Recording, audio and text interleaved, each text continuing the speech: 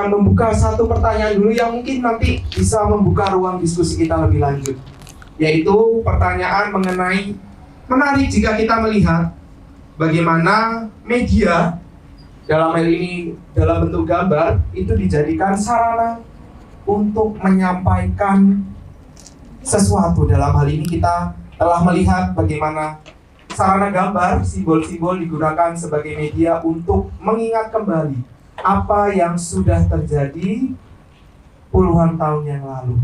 Lalu bagaimana mungkin tanggapan dari Bu Jessica sebagai pakar ya dalam hal ini, dalam hal filsafat, melihat hal ini, fenomena ini sebagai apa? Lalu juga mungkin Cak Su sebagai orang yang juga mendalami seni, ini fenomena ini digambarkan terlihat seperti apa? Silakan Mas Dadi, langsung kita. Baik, kita mulai langsung saja dari Bu Jessica. Silakan Bu Jessica. Baik, terima kasih. Jadi saya Anastasia Jessica. Saya pengajar di filsafat, mengajar estetika atau pesawat keindahan atau pesawat seni. Dan penelitian saya ada hubungannya dengan apa yang ditanyakan tadi moderator, yaitu tentang bagaimana membentuk atau membangun narasi korban atau survivor atau penyintas melalui gambar dan tulisan sebenarnya. Jadi paduan antara gambar dan tulisan.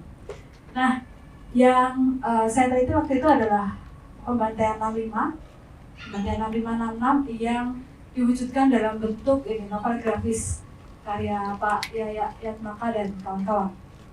Nah, saya melihat bahwa gambar dan juga tulisan tentu saja perpaduan gambar dan tulisan ini punya kekuatan untuk menuturkan gitu ya, menuturkan hal-hal yang terpendam, untuk menuturkan kebenaran-kebenaran yang terbungkam. Karena kalau dari segi ini ya, filsafat medianya gitu ya, gambar itu punya kekuatan. Mengapa dia lebih menarik, katakanlah lebih mudah dipahami karena daripada tulisan, karena gambar itu bekerja berdasarkan keserupaan. Jadi tanpa kita bisa bahasa Indonesia pun sebenarnya kalau kita lihat gambar itu kita bisa tahu maknanya. Kita berbeda bahasa tapi melihat gambar yang sama, kurang lebih interpretasinya bisa sama. Karena bekerjanya gambar itu melalui keserupaan. Itu mengapa kok gambar, salah satu kekuatan gambar ya, kenapa gambar menarik, kenapa gambar itu mudah dipahami. Lalu dalam kerangka ini ya, menuturkan tentang kisah, tentang tragedi, ini banyak digunakan juga dalam studi-studi genosida, misalnya Nazi di Jerman. Beberapa mereka ya, penyintas dan juga seniman, mereka membentuk narasi mereka dalam bentuk komik bahkan. Jadi itu memang digunakan karena itu bisa menuturkan tadi ya kisah-kisah yang tidak ada di arus utama. Jadi ini saya sebut sebagai tadi ya narasi korban atau narasi penyintas. Ada juga yang mengatakan narasi tandingan, ada yang menyebut narasi vernakular. Itu dibedakan dari yang narasi utama dan ofisial resmi dari negara gitu ya. Yang ini sebenarnya adalah narasi-narasi yang dipinggirkan, yang terbungkam selama ini. Tapi kita sebagai pendengar, ketika kita mendengarkan ini, sebenarnya kita sudah turut, kita sudah punya peran dalam mewujudkan kesetaraan. Jadi apalagi membuat ya, mendengar saja itu sudah punya peran dalam mewujudkan kesetaraan, apalagi membuat. Nah, dalam hal itu ya, dari studi genosida itu gambar juga digunakan untuk bukan hanya ilustrasi lagi, tetapi juga ini passing memori gitu ya, meneruskan memori, meneruskan ingatan. Kurang lebih seperti itu. Nanti biar disambung oleh kawan-kawan. Terima kasih. Silakan.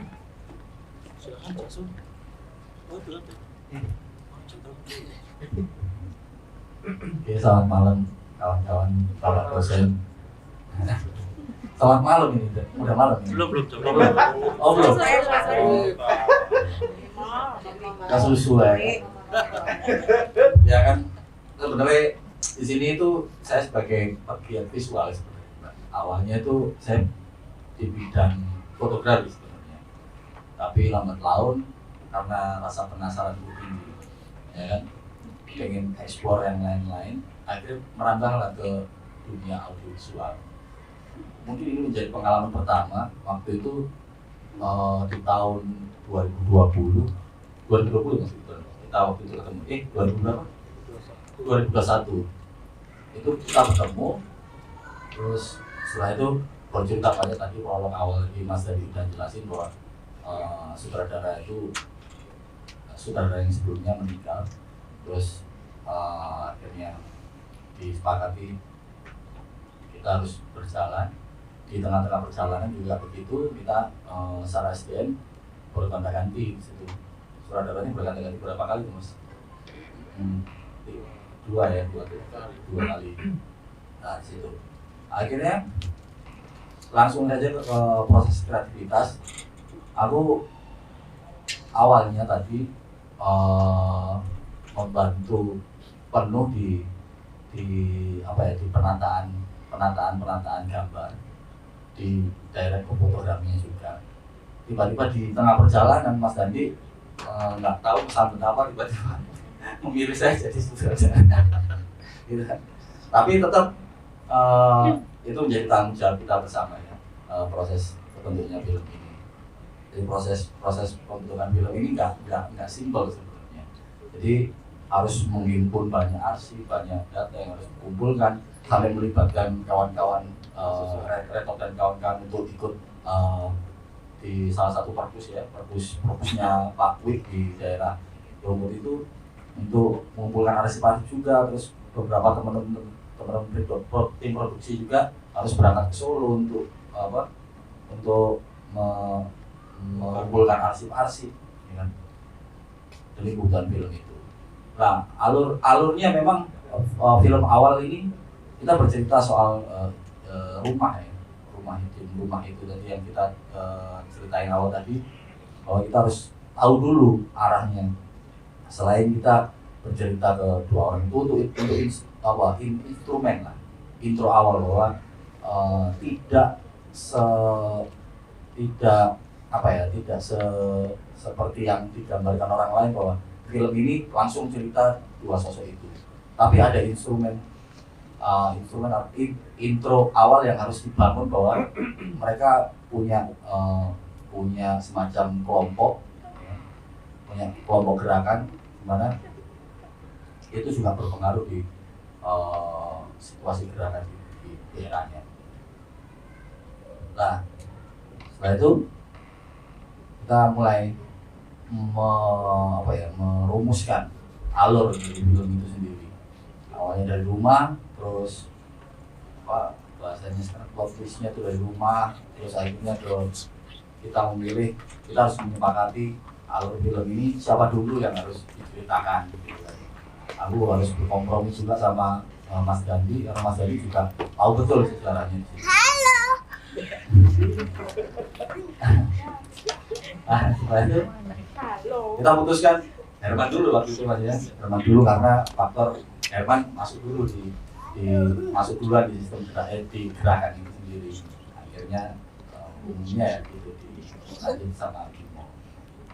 Ya mungkin itu nanti bisa dipancing pertanyaannya Mas ya. Soalnya ya agak kedinginan aku. Kagum kami itu. Oke, baik, terima kasih. Ada teman-teman yang mau menyambung pertanyaan atau bertanya lain? Oke, silakan Romo. Lalu saya buka untuk 3 penanya.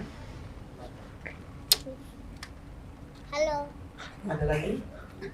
Oke, 2. Satu lagi. Aku boleh bertanya nggak? Oke, 3. Pemimpin rapat ya. Kita mulai dulu dari Romo.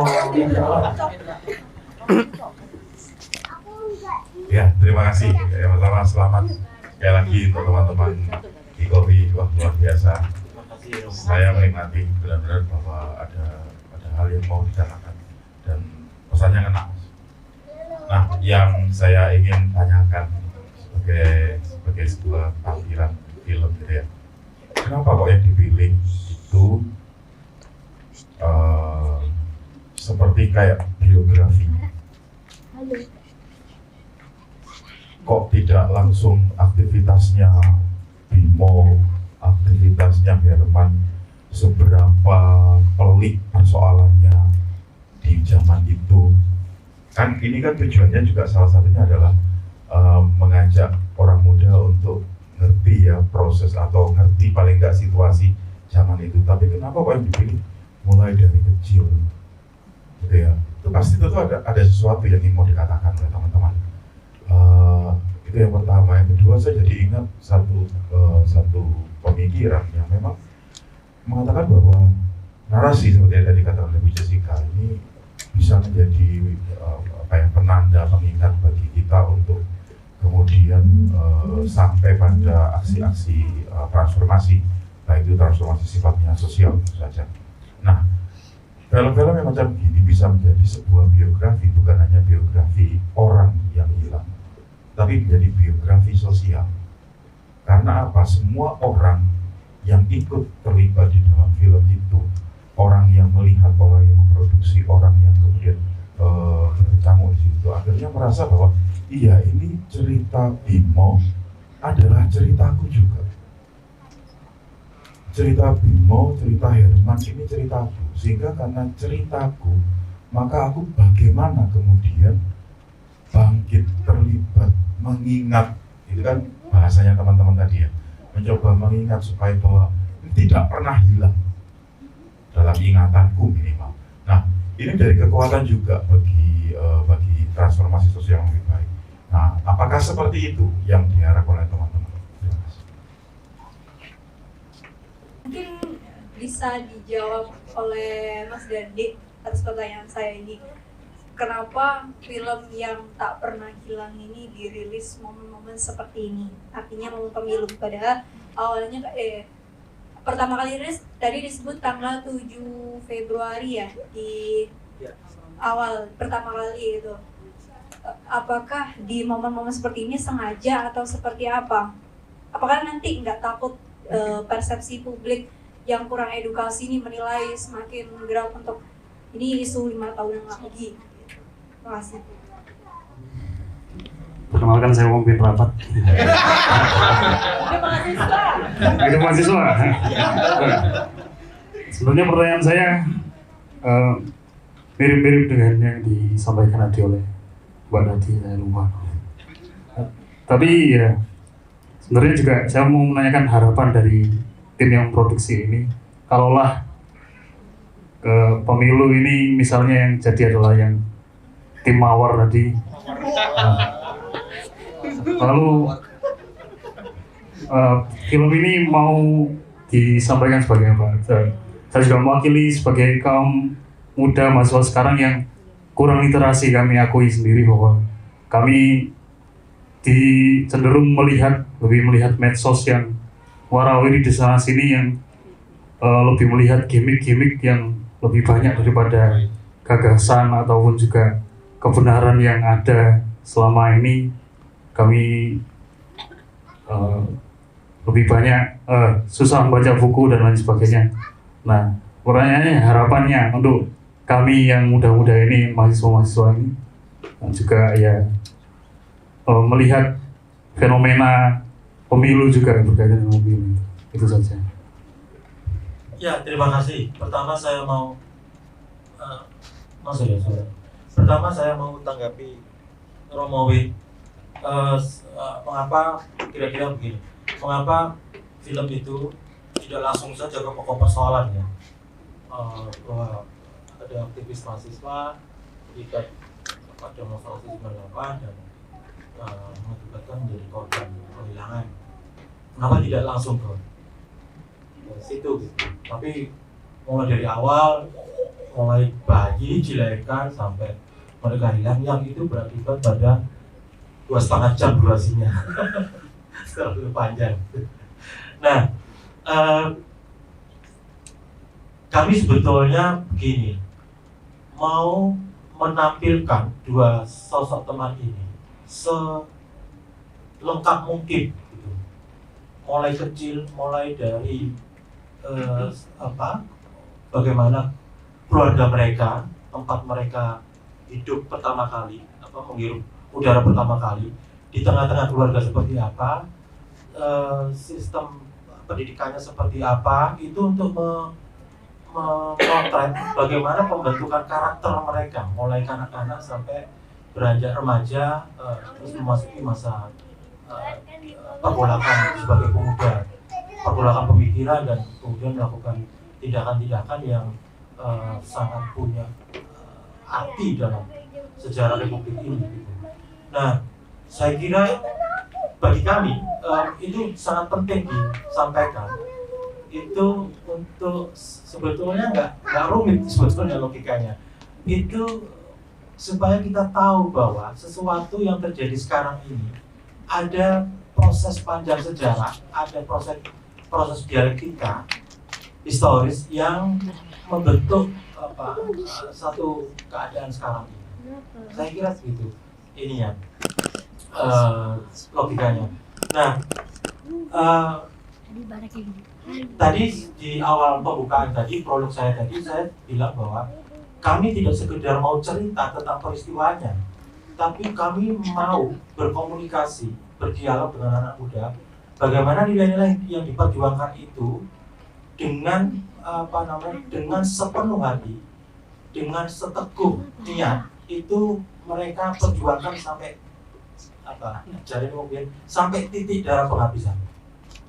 Itu yang kami mau sampaikan ke anak-anak sekarang, anak-anak muda sekarang. Tapi juga kami dengan posisi memaknai seperti itu juga sebetulnya kami juga mau merefleksikan diri kami sendiri, mau otokritik diri kami sendiri, sampai di mana sekarang kami sebetulnya berbuat setelah teman-teman kami itu hilang. Itu loh. Secara ringkas mungkin saya bisa menyampaikan itu. Makanya kelihatan sekali film ini bertele-tele sekali gitu. Mungkin ya bagi sebagian orang yang sudah melihat gitu. Mulai cilik, akibatnya durasinya sangat panjang sekali sebagai film dokumenter. Itu satu soal. Soal yang lain, kenapa durasinya panjang, itu adalah karena mungkin ini dalam sejarah pembuatan film dokumenter di Indonesia, ini narasumber yang paling banyak kami wawancarai. Mungkin loh ya, 35 narasumber lengkapnya. Yang kami drop itu sekitar 3 orang, yang tampil kemudian 32 orang. Itu. Jadi banyak betul yang kami wawancarai dengan satu konsekuensinya kami harus sangat bekerja keras untuk memotong bagian-bagian yang dirasa tidak terlalu penting atau berulang-ulang mereka sampaikan gitu. Ada pengulangan-pengulangan gitu. Nah, itu satu proses yang tidak hanya rumit tapi membutuhkan waktu yang begitu panjang dalam proses editingnya gitu. Makanya agak lama juga proses editingnya aja memakan waktu 4 bulan. Itu terlalu panjang untuk film dokumenter menurut saya, yang baru pertama kali menjadi produser gabungan ini.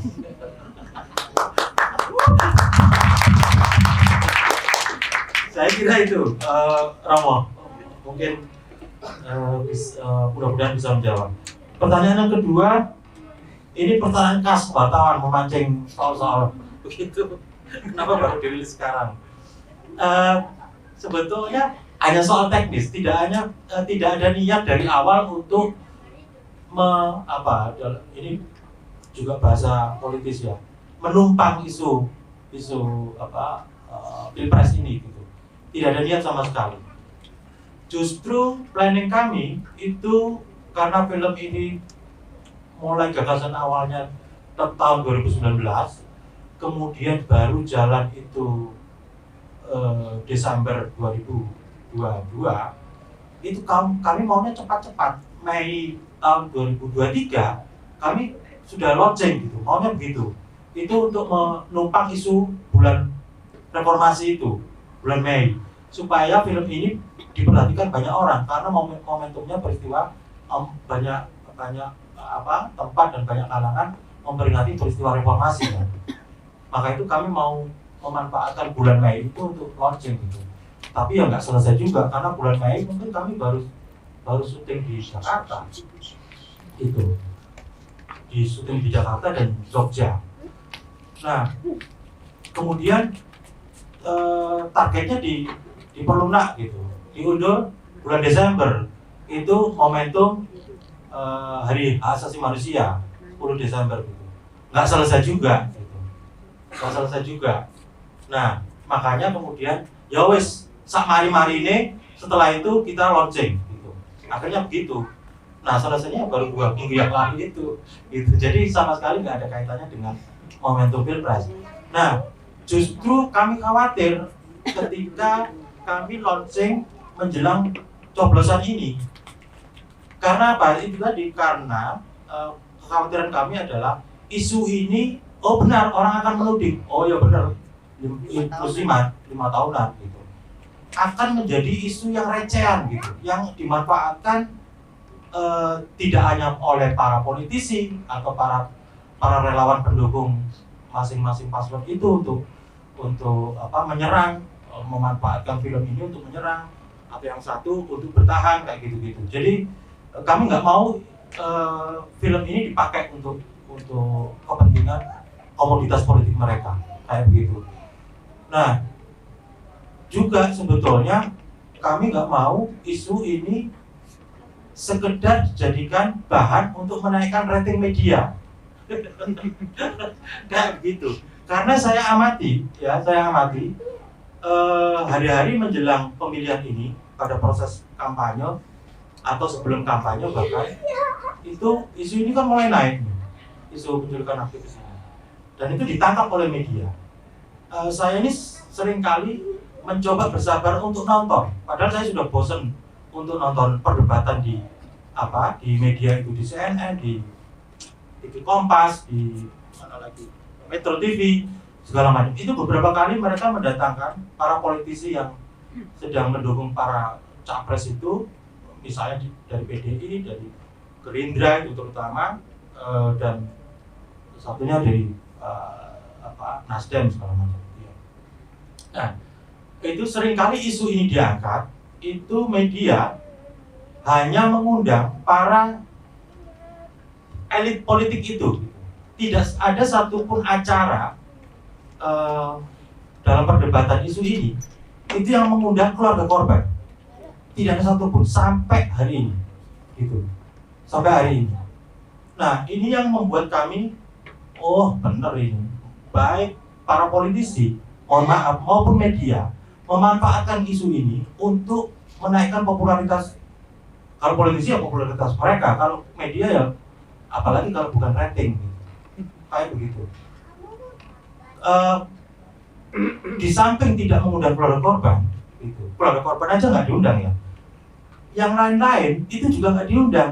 Misalnya para aktivis atau kelompok asasi hak manusia yang selama ini mendampingi keluarga korban, mengadvokasi kasus mereka, sama sekali juga nggak ada diundang. Misalnya Kontras atau IKOHI kayak begitu, itu nggak ada diundang. Yang lain adalah Komnas HAM yang secara pro justisia sudah menyelidiki kasus ini.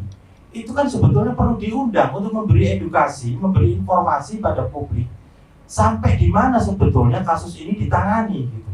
Tapi media tidak pernah mengundang, padahal momentumnya lagi kenceng ini, lagi Pilpres ini gitu. Yang salah satu calonnya diduga kuat sebagai pelaku kayak gitu. Yang terakhir, anggota DPR yang dulu memberi rekomendasi, Ketua DPR, Paripurna DPR yang memberi rekomendasi kepada pemerintah untuk menggelar pengadilan HAM ad hoc salah satunya. Ada 4 rekomendasi. Tadi yang disebut Bung Jejen tadi. Nah itu juga tidak pernah diundang. Seingat saya, waktu itu Ketua Pimpinan Sidang Paripurnanya yang memundurkan rekomendasi DPR RI pada tahun 2009 pada masa pemerintahan SBY itu Caimin, Muhaimin Iskandar. Wah itu kalau dia diundang kan seneng, iya kan? Karena dia melawan Prabowo itu, gitu. Tapi itu pun nggak dimanfaatkan sama media untuk mengundang mereka. Kayak gitu. Itu perjawaban untuk Mbak Isa. Yang terakhir, Solo. Oh Pak Ketua, rapat. Wah, dia ini dipilih karena suaranya tegas gitu, tegas, mantap gitu ya. Konotasinya itu ya secara audio itu pas lah gitu. Apa mau pertanyaan?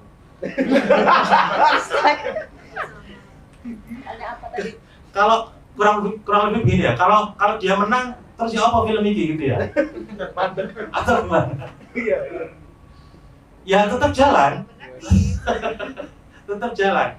Maksudnya begini, film ini memang tadinya tidak akan memprediksi siapa yang menang, siapa yang kalah gitu. Karena buat kami itu nggak ada urusan gitu, siapa yang menang, siapa yang kalah. Yang tadinya kami dukung aja mengkhianati gitu, apalagi ini pelakunya gitu. Orang yang diduga kuat sebagai pelaku gitu, pasti akan susah lah memproses kasus ini.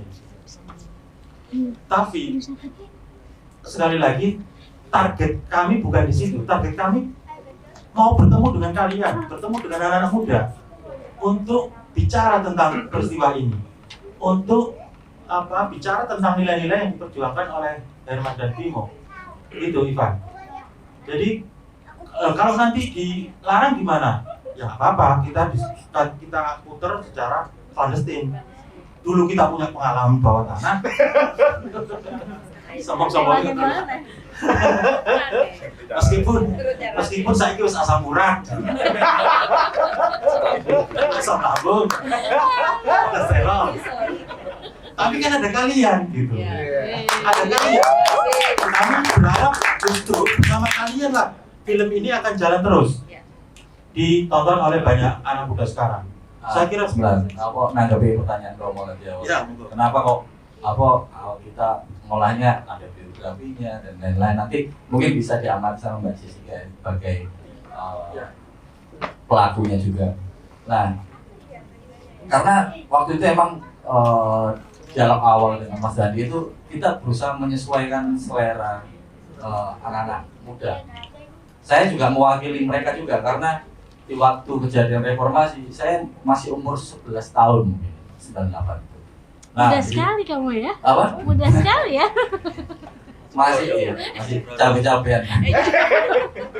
Kalau sebelah saya udah cabai kering. Nah, habis itu kan kita mencoba untuk dialog, Mas, ini langsung disajikan, film ini langsung Herman Bimo langsung tertitik inti persoalan. Wah, jelas anak muda sekarang itu omongannya aku menentang ya, Mas. Gitu. Bahasanya begitu. Terus akhirnya kita memikir untuk mengolah atau mengemas awal dari cerita ini yang soft dulu, gitu kan? Atau mungkin bisa dari soft maksudnya kita ngomong tragedi dulu, ya kan, soal tadi rumah, bahwa kita langsung disuguhkan dengan tragedi di situ. Tidak langsung Herman Bimo. Selain itu juga memang konsekuensinya memang lama ya. Kita menentukan waktu itu memang kita nggak ada spare waktu ini filmnya bakal jadi berapa gitu, berapa menit ya. Nggak ada spare itu. Ujuk-ujuk data atau file dihimpun, ternyata kita explore aja, jalan explore aja mengalir, kita bikin alur cerita yang sesuai apa yang kita harapkan, ya kan, dari ujung sampai klimaks, dirasa kita udah cocok loh, baru kita review.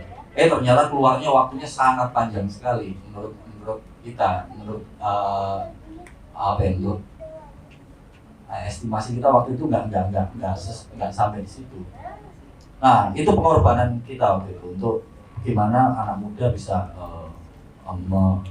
menikmati karya ini, karena makanya di dalam film itu banyak sekali kompleks ya. Di situ ada animasi juga di situ, terus ada monolog juga di situ, terus ada rekonstruksi awal-awal tadi, rekonstruksi kawan-kawan rapat di dalam satu ruangan itu. Nah, itu aja pertimbangannya. Mungkin Mbak Jessica bisa mengkomparasikan sebenarnya film ini tuh bergenre apa sih? Banyak sekali gitu. Ada drama juga, ada itu juga. Iya, seperti itu. Baik. Saya menanggapi pertama-tama ini. Kalau soal ini ya, soal biografi, kenapa kok biografi lebih menarik misalnya? Saya melihat bahwa kalau ada satu kesatuan plot itu yang membuat orang itu lebih tadi ya bagus masuknya itu lebih enak, katakanlah gitu. Tetapi juga kalau Aristoteles bilang itu dalam satu tragedi itu harus ada satu kesatuan plot, sehingga itu lebih meyakinkan, orang lebih lebih terserap di dalamnya, orang bisa memahami jalan ceritanya, awalnya seperti apa, tidak tiba-tiba gitu ya. Itu yang pertama. Yang kedua, karena referensi saya melihat novel grafis juga komik gitu ya. Maus misalnya, Maus itu dia cerita tentang korban ini Nazi. Jadi dia cerita ayahnya yang jadi yang ditahan di kamp di Nazi. Nah, sama dia cerita dari lingkungan keluarganya. Jadi tidak melulu dari kawan-kawan pergerakannya gitu ya, atau kawan-kawan yang ideologis gitulah. Tetapi juga bisa berangkat dari hal-hal yang personal. Justru dari yang tadi ada banyak kepingan lah, saya bilang gitu. Ada banyak kepingan, ada banyak perspektif, dan cerita-cerita personal itu justru yang menguatkan, itu yang membuat kita tertarik secara emosional, tetapi juga di situ bisa memantik kita. Jadi kekuatan gambar salah satunya itu dia tidak hanya, kalau kita baca jurnal tentang tragedi 98, belum tentu kita kemudian tergerak, belum tentu kita terharu seperti melihat film ini misalnya. Nah, itu perbedaan salah satunya. Mengapa karya seni itu lebih unggul daripada, katakanlah menurut saya ya, karya seni itu punya keunggulan daripada paparan sejarah. Karena dia punya kekuatan untuk melibatkan semuanya, kognitif, afeksi, diri semuanya. Itu yang membuat mengapa tadi ya, ungkapan dengan media lain misalnya dalam film itu sangat menarik. Nah, selain itu menurut saya film ini cocok, memilih medianya adalah film. Kalau itu ingin mengkomunikasikan ya kepada generasi yang paling mutakhir, nggak tahu Gen Z dan Gen apa-apa lagi gitu ya, generasi apa-apa lagi, ya sampai alpha ya udah ya, itu cocok menurut saya karena itu yang paling bisa dijangkau. Menurut saya itu yang paling bisa dijangkau. Dan saya juga merasa beruntung bisa melihat film ini. Saya bertemu dengan beberapa orang yang ada di film ini karena saya kan bisa UGM. Saya ketemu Mas Arif Yambodo, adiknya Mas Bimber. Saya ketemu Mas IJ, saya ketemu Mbak Nining, saya pernah ketemu Mas Jadi. Tapi saya nggak bisa tanya kayak gitu karena konteks, karena masa aku lagi ngombe es teh sama Mas Ari, Mas jadi ini kakakmu hilang ya? Aku kan ya nggak tahu loh ya, kayak gitu. Terus aku beda konteks gitu lah. Tidak ada frame, tidak ada kesempatan, walaupun saya ketemu sama beberapa orang itu, dan sangat beruntung bahwa saya saja yang ketemu dengan beberapa orang itu tidak sempat menanyakan gitu, dan Mas Jadi sudah meninggal kan, sudah almarhum sekarang. Nah, itu buat saya itu sangat kesempatan yang sangat bagus gitu, bisa menonton ini juga untuk yang generasi berikutnya. Ini sarana yang efektif menurut saya untuk meneruskan dari memori, meneruskan narasi. Kalau kata ini yang banyak dikutip itu Milan Kundera gitu ya. Jadi melawan kekuasaan itu adalah perjuangan ingatan untuk melawan lupa. Jadi kalau mau melawan kekuasaan yang zolim, yang lalim, yang otoriter, ya itu perjuangan melawan lupa yang bisa dilakukan salah satunya dengan media seni. Oke, terima kasih.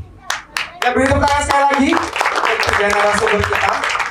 Saya membuka satu termin lagi untuk dua penanya atau lebih kalau memang teman-teman ingin bertanya, silakan. Pak Simon, oke, 2, cukup? Oh, oke, 3, Riko. Silakan, saya beri ke Pak Simon.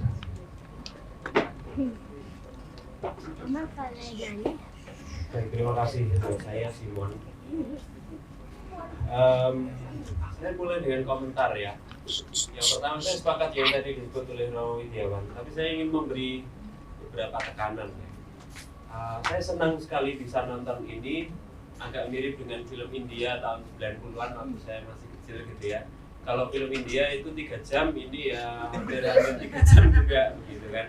Tapi yang menarik adalah saya sempat ke ruangan saya lantai 8 dan saya tertarik untuk kembali untuk nonton. Ada beberapa kalau biasanya di film-film itu ada 1 atau 2 klimaks gitu ya.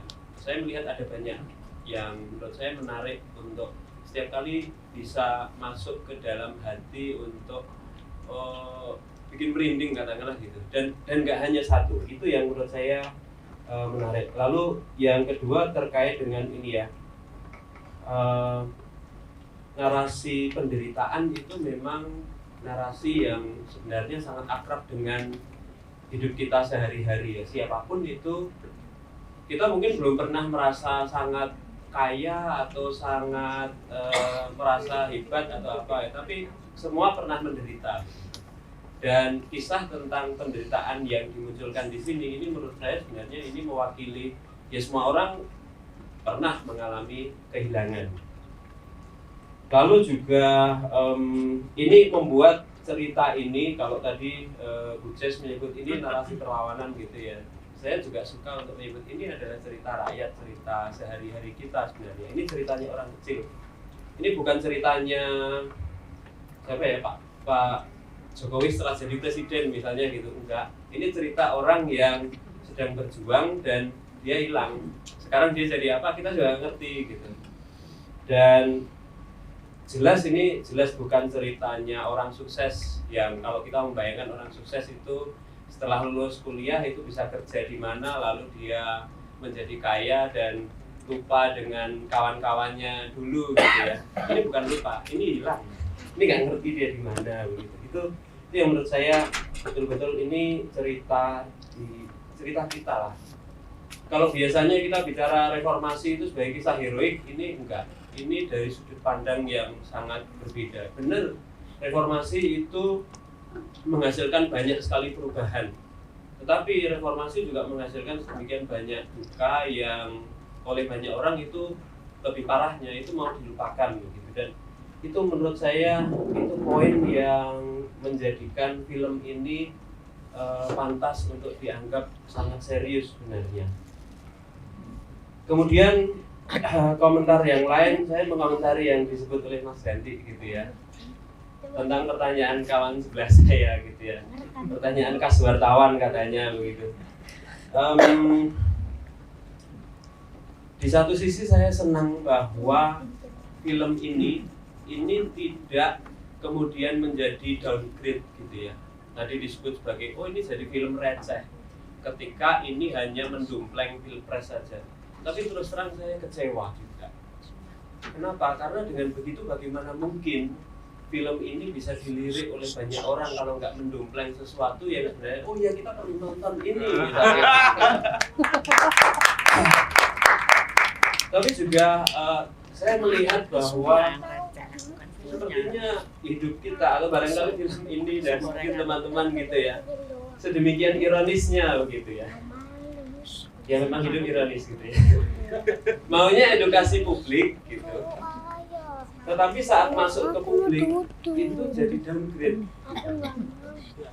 Dan persis ini saya pikir maksudnya aku mau diantarin tapi aku bisa tidur karena sendiri. ini terkait dengan bagaimana kajian budaya kita, bagaimana media kita itu betul-betul kalau nggak dumpleng sesuatu yang atau katakanlah kalau nggak viral itu betul-betul nggak jadi perhatian publik. Dan sekali viral maknanya hilang.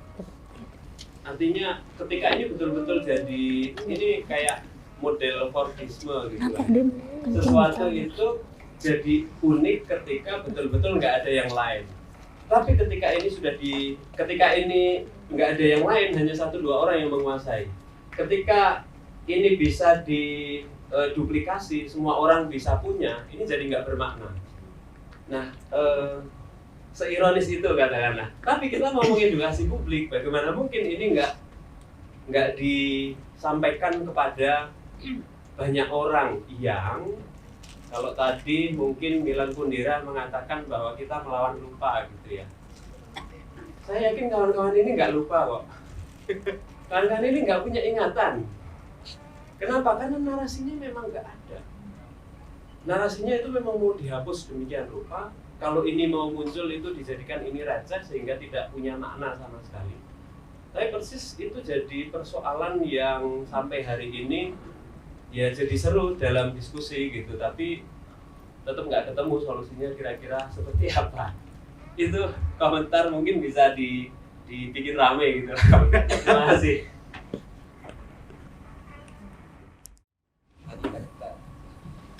Oke, terima kasih. Assalamualaikum warahmatullahi wabarakatuh. Kenalkan, nama saya Ahmad Asnawi dari BMK Cabang Surabaya. Oke, yang menjadi pertanyaan adalah tadi saya mendengar dari beberapa asumsi dari Bapak yang gitu, siapa namanya? Mas Dandi. Kakak Dandi. Ya, Pak Dandi ya. Tadi merasa menyesal bahwa Pak Prabowo menjadi salah satu, ya terus terang saja ini ya kan, los-losan saja. Merasa menyesal bahwa Prabowo itu masuk dalam kabinet Pak Jokowi, yang mana di situ Pak Prabowo salah satu masuk tim Mawar tadi dikatakan. Yang menjadi pertanyaan adalah mengapa tidak ada suatu aksi yang mana untuk mendobrak Prabowo itu agar turun dalam kabinet. Nah itu.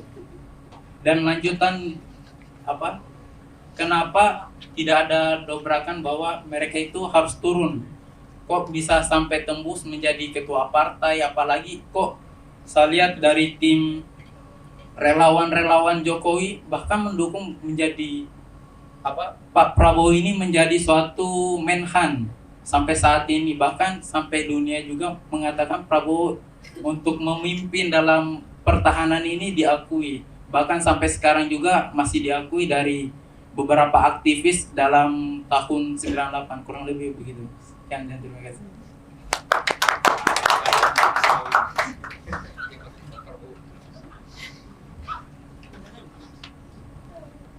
Cek. Oke, selamat sore, terima kasih. Saya singkat saja kalau nggak omong-omong banyak gitu.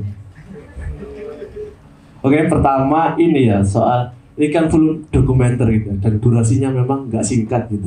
Nah pertanyaan saya gimana ya membangun suatu kultur atau kebiasaan kepada masyarakat kita secara luas untuk betah gitu ya nonton dokumenter. Karena gini, kemarin waktu Dirty Vote itu ya, ini sudah pada lihat ya di sini. Itu seingat saya dirilis pada jam 12 siang, jam 11 ya. Lalu tim TKN-nya Prabowo jam 1 tiba-tiba press release. Kok ya 2 menit setelah itu press release, kok hebat banget maksudnya. Apakah benar itu filmnya disaksikan semua dan argumen yang disampaikan adalah oh ini isinya semuanya hanya fitnah dan begitu saja. Lalu ini nyambung dengan pertanyaan saya yang kedua, seringkali ketika kita membahas isu penculikan aktivis 98 gitu ya, selalu ada insinuasi bahwa oh ini adalah isu 5 tahunan. Padahal ketika saya mendengar ungkapan seperti itu ya jengkel ya, karena saya tahu betapa peliknya orang-orang dan juga kawan-kawan yang memperjuangkan ya orang-orang yang bilang ini kejelasan dan juga keadilan terhadap mereka itu bukan persoalan yang sederhana gitu. Nah mungkin yang menjadi soal adalah bagaimana ya menjawab tudingan atau insinuasi-insinuasi semacam itu. Lalu yang ketiga, saya melihat adanya film dokumenter seperti ini itu juga tidak luput dari itu ya buah hasil dari solidaritas kawan-kawan yang seperti dilakukan sekarang ini. Dan saya melihat yang cukup ironis mungkin kultur politik di kampus gitu ya, apalagi terkait dengan organ ekstra kampus itu sedemikian berjibaku gontok-gontokan hanya demi jabatan struktural politik di kampus. Nah, bagaimana kita bisa mendorong kawan-kawan ini untuk ayolah kita bisa memperjuangkan nilai-nilai yang lebih mulia gitu seperti ini. Nah, untuk mendorongnya itu bagaimana juga ya. Mungkin itu saja, terima kasih. Terima kasih, silakan bisa dijawab oleh 3 narasumber kita. Dipersilakan.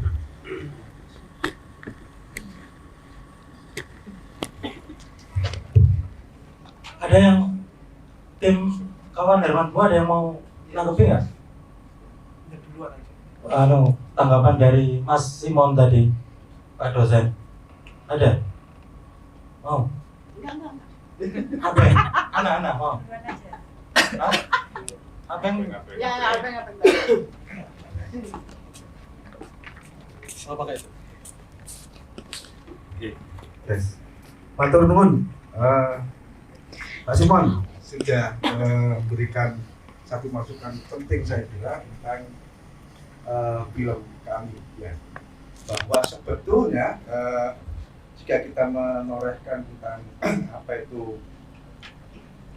saya tergelitik tadi itu memang soal film yang biasa sing di promosikan orang biasa. Nah itu yang menjadi tuntutan kami memang karena historicalnya memang kita membicarakan yang kalau bahasa medianya ini kan kita sedang membangun siapa voiceless ya, orang yang tak pernah bersuara, yang kemudian penting, dan narasumbernya pun mungkin kalau kita lihat hanya orang yang terkenal itu hanya beberapa saja, tapi banyak orang yang kemudian lebih pada saya mengutip dari tadi nggak pernah sih ini secara media ya, orang-orang ini keluarga korban dilibatkan atau segala macam di dalam soal konteks media. Dan inilah dalam medianya.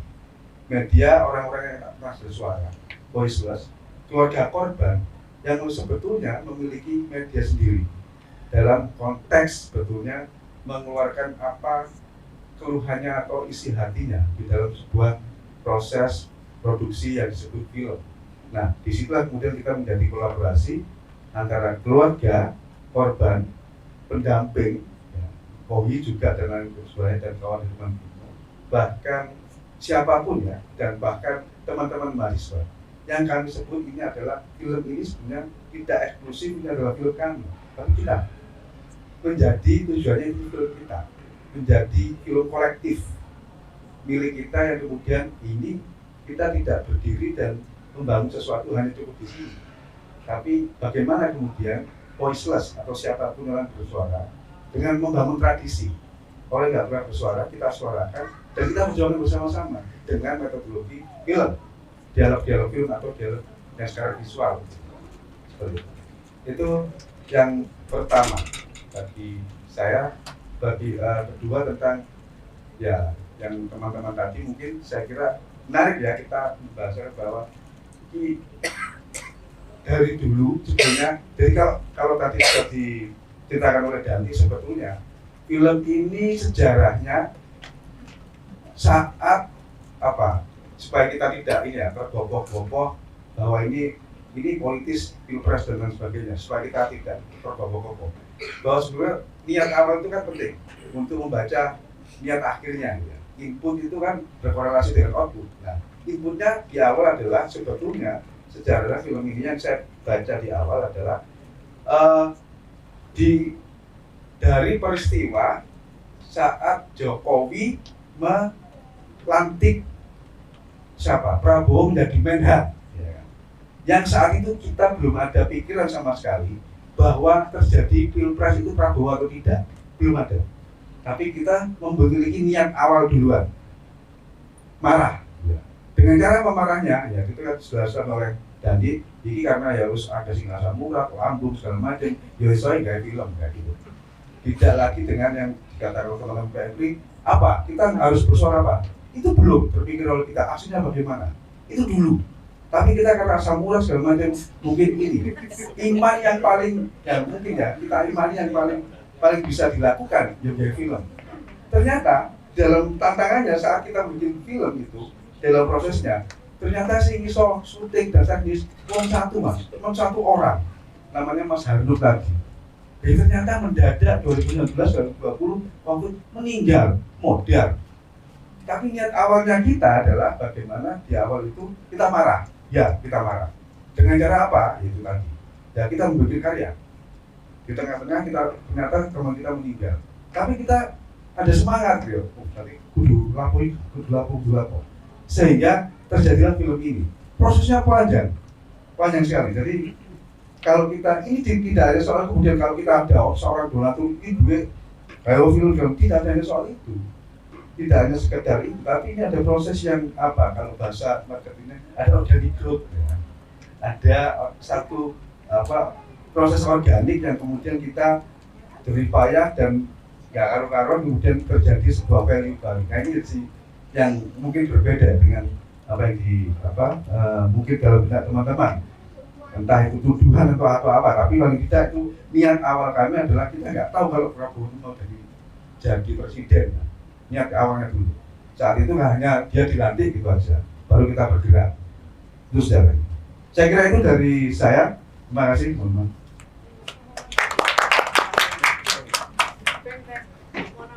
Oh ya. Ya, terima kasih. Kalau saya pribadi sebenarnya begini, pribadi dan mungkin mewakili kawan-kawan ya. Apa yang ditampilkan dan apa yang bisa dikerjakan oleh generasi kami ya. Kalau sebut generasi kami karena memang faktanya keterlibatan generasi Z itu belum ada di sini ya. Ada kalian talent-talentnya. Ada generasi Alpha juga. Tapi itu si bocil dua itu ya. Semoga mereka nanti bisa meneruskan. Tetapi artinya sudah sejak awal kita memang menghadapi persoalan kesulitan. Bagaimana caranya ya tadi teman-teman di sana tadi membuat generasi muda itu stay 2 jam melihat apa yang sudah kita buat gitu.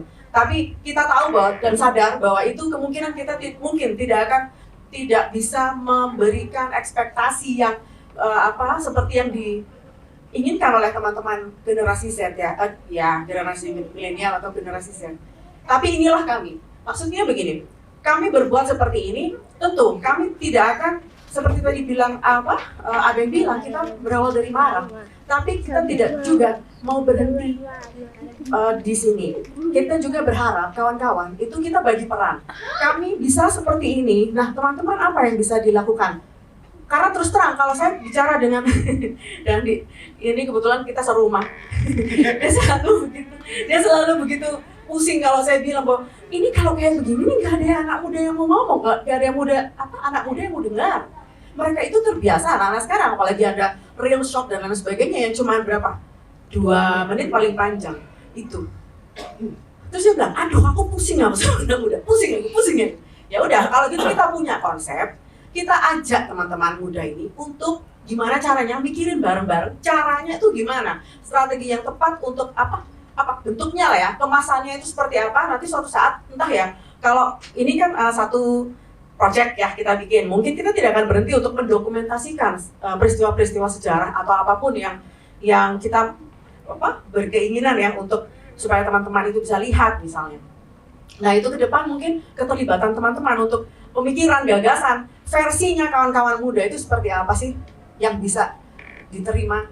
Kami punya gagasan seperti ini, boleh dong teman-teman bantuin gimana caranya dari POV kawan-kawan muda itu supaya mereka bisa tangkap. Jadi pertanyaannya teman di sana, kami juga butuh masukan ya dari kawan-kawan di sana, dari teman-teman muda untuk itu. Jadi kita enggak apa-apa, enggak viral ya, Mas Simon ya. Kita ambil peran, kita ambil posisi di situ.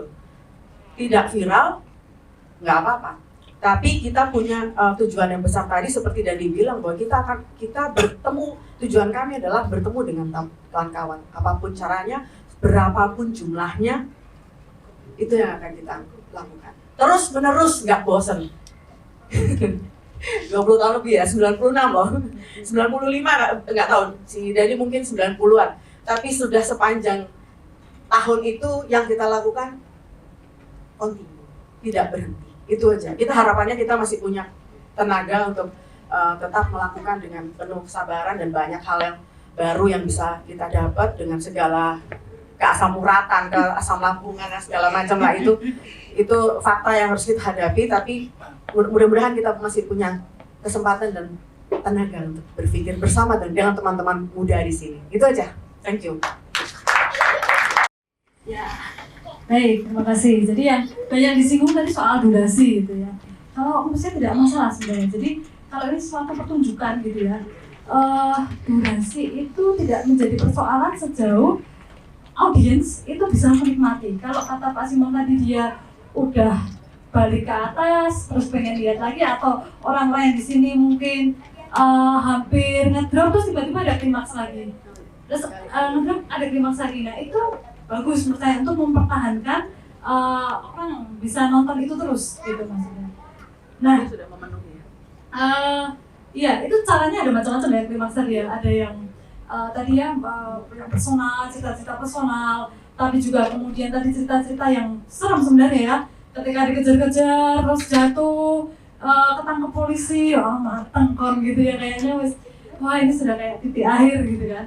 Nah itu menurut saya itu yang bisa mempertahankan. Jadi tidak ada masalah sih sebenarnya soal durasi sejauh audiens itu bisa menikmati itu. Excel juga 2 jam ya, Excel kemarin. Dan kebanyakan ya ini sih ketahanan nonton itu ada kaitannya dengan pertanyaan Riko tadi ya, bagaimana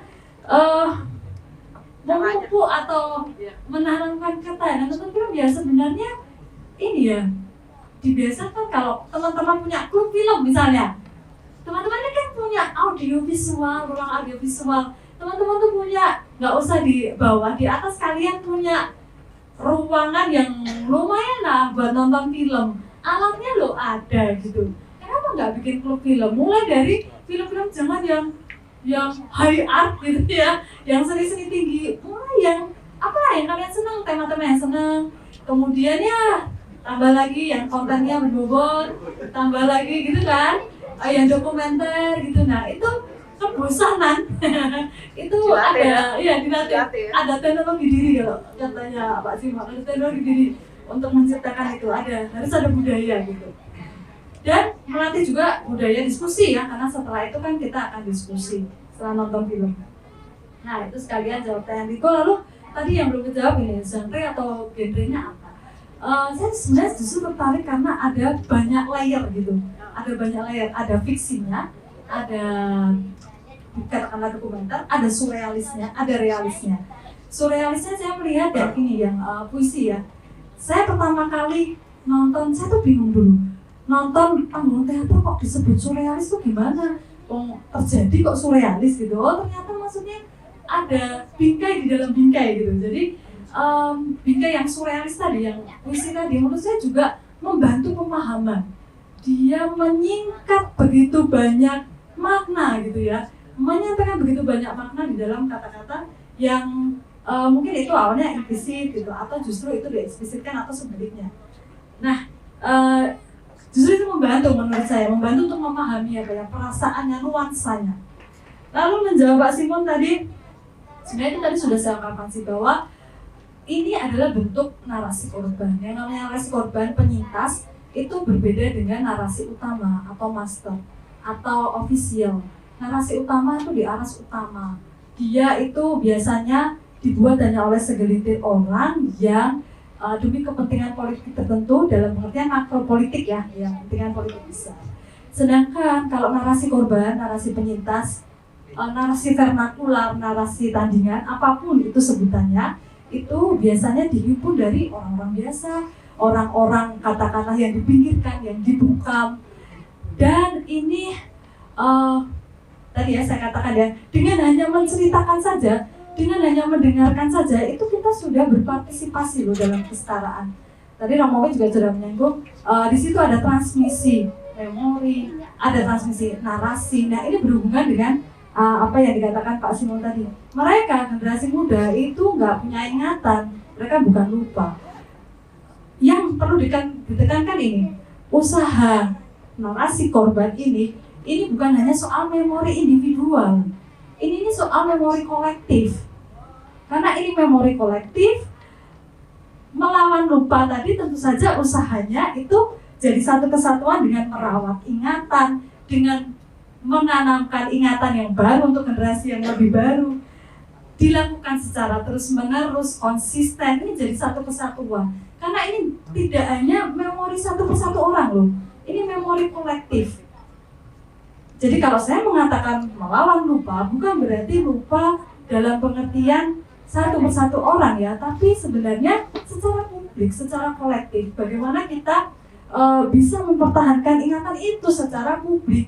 Bagaimana kita bisa mempertahankan, merawat ingatan itu buat generasi baru yang menanamkan itu secara kolektif. Lalu tadi juga ada pertanyaan soal kenapa ya kalau dilempar ke publik kok jadi dalam tanda kutip mungkin downgrade, jadi raja dan seterusnya. Barangkali itu sifat keviralan tuh seperti itu ya, booming lalu hilang. Nah, salah satu konsep yang membantu ini. Jadi salah satu teoritik tentang gambar mengatakan gambar itu bisa dianggap seperti makhluk hidup. dia itu bisa lahir, bisa berubah, transform ke media lain, bisa punah, extinct, bisa bangkit kembali, dan bisa jadi viral. Itu kan virus ya, virus itu juga sesuatu yang sifatnya kan mikrobiologis gitu kan, dia hidup juga, makanya bisa berkembang di banyak tempat gitu kan, virus, seperti virus. Nah, saya juga melihat bahwa gambar ini sebenarnya biopicture atau gambar yang hidup gitu ya.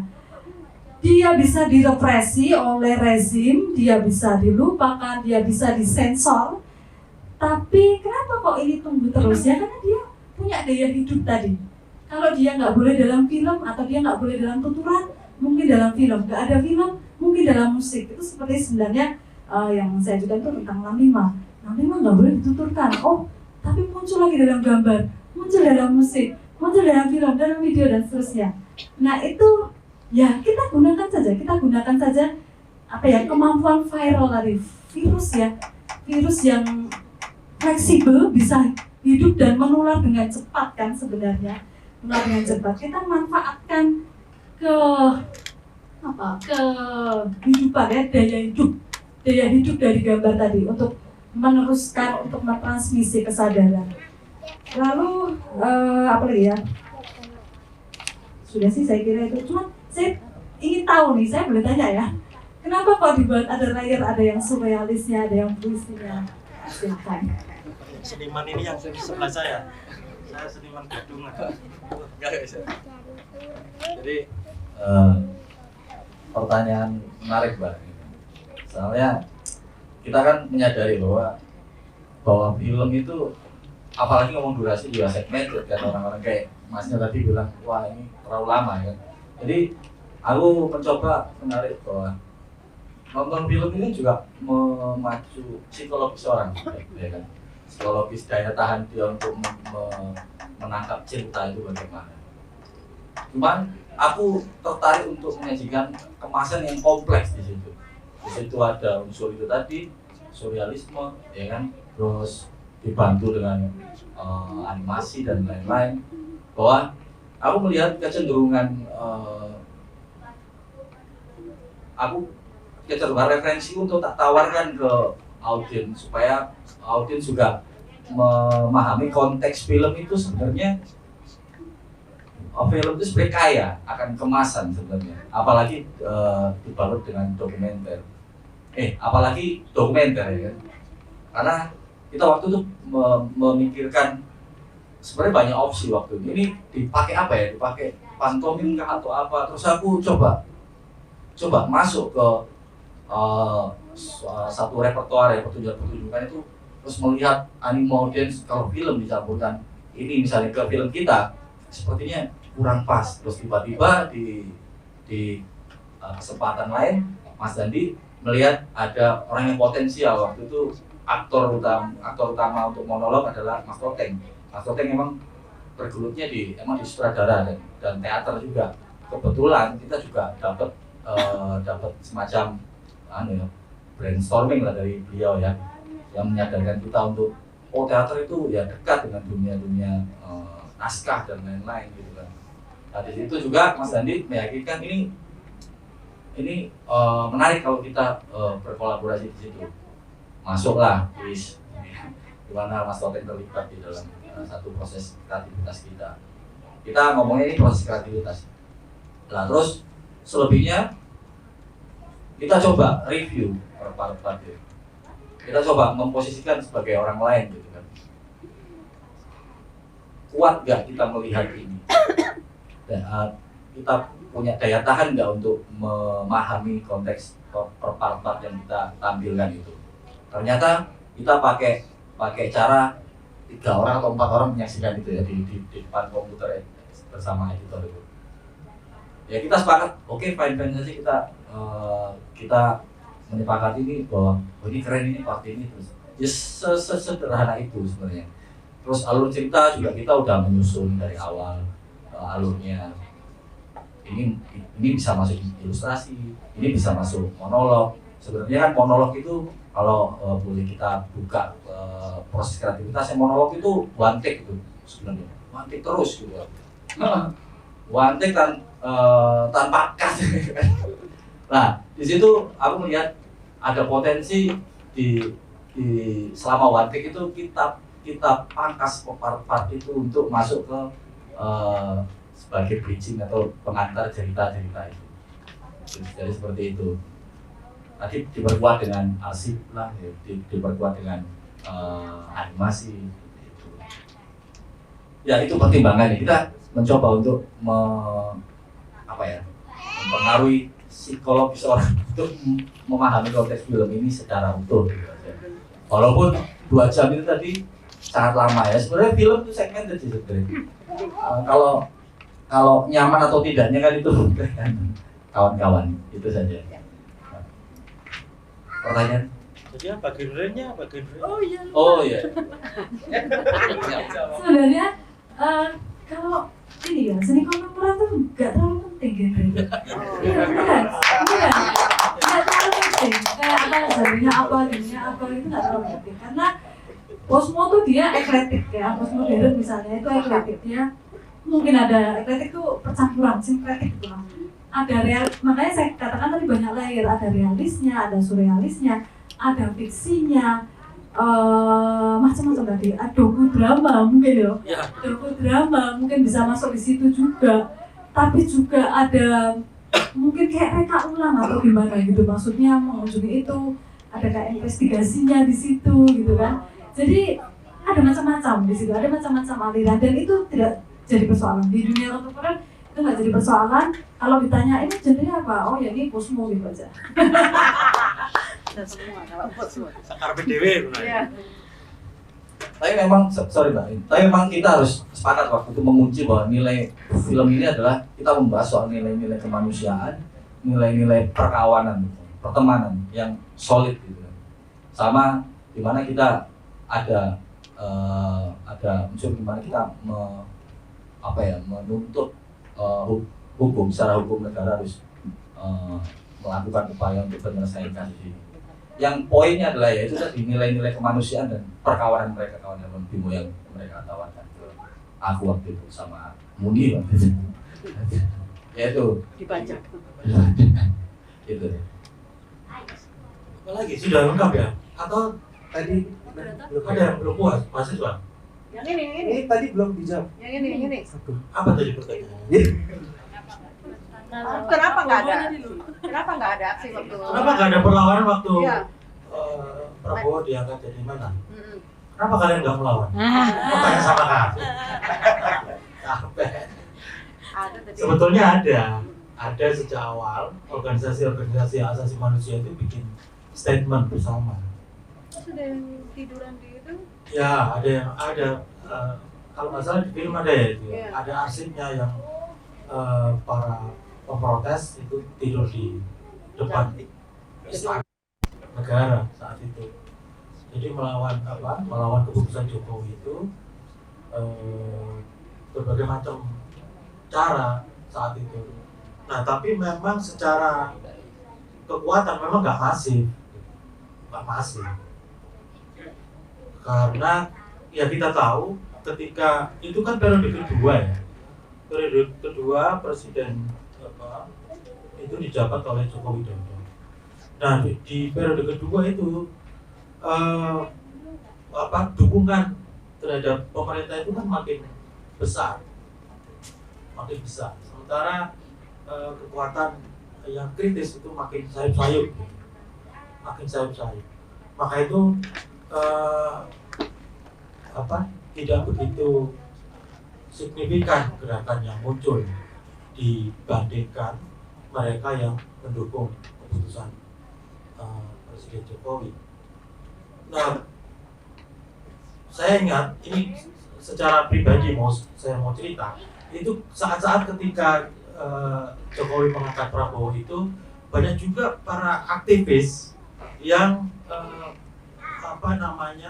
merasionalisasi pengangkatan itu. Mereka bilang ya ini kan budaya wong Solo gitu. Carane wong Solo itu atau wong Jawa itu mematikan lawan yang dengan memangkunya kayak begitu-begitu. Jadi falsafah Jawa dipakai untuk membenarkan perilaku politik Jokowi. Mungkin Jokowi sudah dianggap sebagai raja Jawa gitu, seperti Soeharto dulu gitu. Makanya para aktivis pakai argumentasi itu. Yang lain-lain bilang ya ini taktik main catur kayak gitu. Untuk mengunci Jokowi Prabowo supaya nggak kemana-mana ya dimasukkan diberi konsesi jabatan kan. Nah itu saya atau dengan beberapa teman berdebat keras dengan para aktivis itu. Kami mengatakan itu satu hal yang kalian cari-cari saja alasannya pada secara dibalik itu semua kalian sebetulnya ya, sudah nggak mau tahu gitu soal bagaimana perasaan keluarga korban ketika pelakunya itu diberi kekuasaan jabatan strategis dalam pemerintahan. Bagi kami sederhana saja begitu. Kami ketika melakukan sesuatu itu menoleh pada apa yang dirasakan oleh para keluarga korban. Jadi bukan menariknya menjadi teori kami sendiri, kemudian kami rumuskan menjadi satu tindakan, enggak. Tapi sederhana saja, sepanjang saya menjadi anggota atau pengurus IKOI, ya, kami mendengar suara korban sebagai landasan untuk kami bertindak, gitu. Bukan konsepsi mulu-mulu kami tentang hak asasi manusia, tentang teks hukum segala macam, enggak. Itu mungkin agak berbeda dengan kelompok-kelompok lembaga asasi manusia yang lain, gitu. Karena kami tidak, misalnya begini, misalnya satu soal ya, apakah tuntutan pengadilan hak asasi manusia itu penting untuk didesakkan? Gitu. Nah, ternyata sebagian keluarga korban itu bilang enggak. Sebagian besar keluarga korban itu tuntutan nomor satunya itu adalah negara ini memberi kejelasan di mana anggota keluarga mereka. Kalau hilang, itu tunjukkan di mana keberadaannya. Kalau sudah meninggal, ya di mana makamnya. Itu saja. Tidak ada tuntutan pengadilan HAM untuk para pelakunya. Nah, begitu. Jadi itu yang sebagian besar ini. Memang tidak semua satu suara keluarga korban itu. Tapi sebagian besar yang sepanjang aku tahu mereka menyuarakan itu. Gitu. Kami sudah nggak berharap pelakunya akan diseret ke pengadilan, diberi hukuman yang setimpal, enggak. Tapi tunjukkan di mana keluarga kami, tunjukkan di mana anak kami berada sekarang. Gitu. Nah itu yang sekali lagi menjadi landasan kami untuk bertindak, kayak gitu. Tapi jawaban untuk teman-teman mahasiswa, ya sekali lagi sebetulnya itu harus kalian jawab sendiri. Kenapa tidak ada perlawanan yang cukup berarti? Mungkin ada sesuatu yang perlu kita cari caranya seperti apa, karena tentu saja zaman di mana kami dulu muda seperti kalian itu situasinya sudah berubah sama sekali ketika kalian sudah menjadi mahasiswa. Nah itu yang justru kami harus belajar banyak dari situasi sekarang ini, mendengar suara anak-anak muda, supaya kita bisa rumuskan bersama apa sebetulnya tindakan yang paling tepat yang harus kita lakukan di zaman sekarang ini. Terima kasih. Yang tak pernah hilang.